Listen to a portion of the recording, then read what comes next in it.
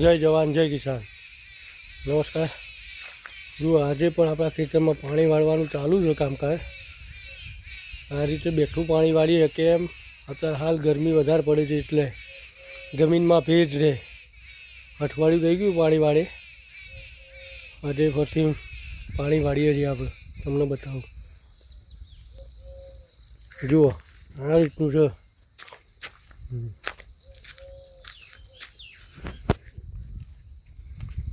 જામફળીના plant અમુક બળી ગયા.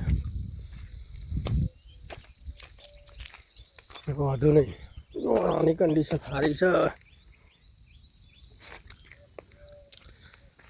થઈ જશે પણ પાણી આપશો ને એટલે થઈ જશે. કોઈ ચિંતા જેવું નહીં.